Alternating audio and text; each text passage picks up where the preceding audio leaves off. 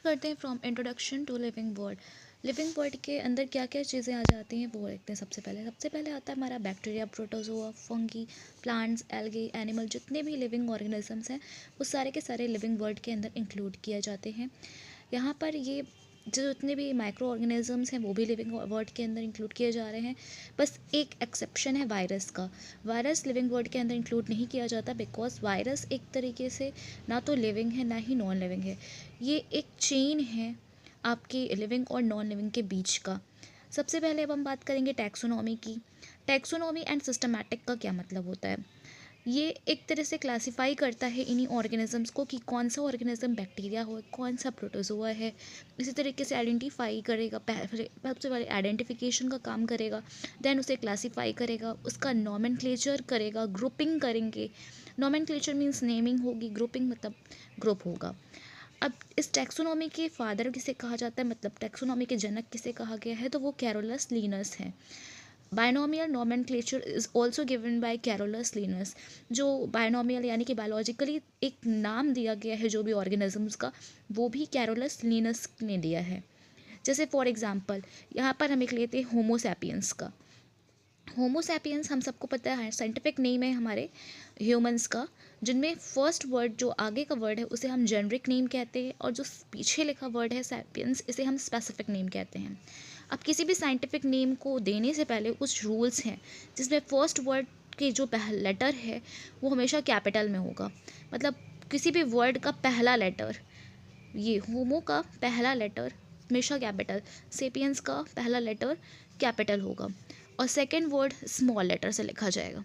मतलब कि पहला एच कैपिटल, एस कैपिटल, बाकी के सारे लेटर्स इसके आप स्मॉल लेटर से लिखेंगे।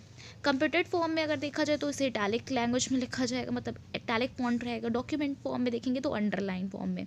Systema Naturae book was written by Carolus Linnaeus और सिस्टम प्लांटेरम भी कैरोलस लिनस ने लिखा है।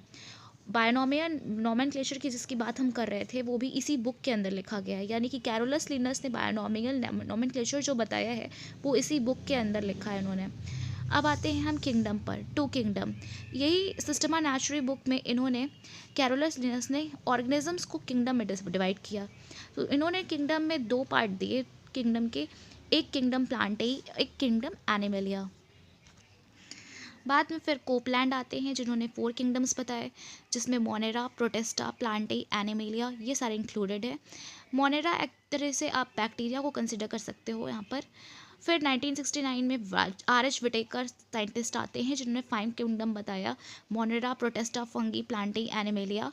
इसको इन्होंने क्लासीफाई किया, इन्होंने यहाँ पर फंगस को ऐड कर दिया है। देन फिर कार्वीस आते हैं 6 किंगडम लेकर के, जिन्होंने मोनेरा यानी कि बैक्टीरिया वाले पार्ट को इन्होंने 2 पार्ट में डिवाइड करके इसे 6 बना दिया, बाकी सब कुछ पूरा वही है। अब आते हैं फिर हमें जो पढ़ना है एक्चुअली में R.H. विटेकर, जो हमें हमारे हिसाब से पढ़ने के लिए है, तो वो है R.H. विटेकर के 5 किंगडम्स को हम पढ़ेंगे। R.H. विटेकर ने जो 5 किंगडम्स क्लासीफाई किए वो किस बेसिस पे किए? On the basis of cell design and the body structure, also on the basis of the mode of nutrition. अगर हम बात करें सेल डिज़ाइन के बेसिस पर तो सबसे पहले आता है prokaryotic and then is eukaryotic.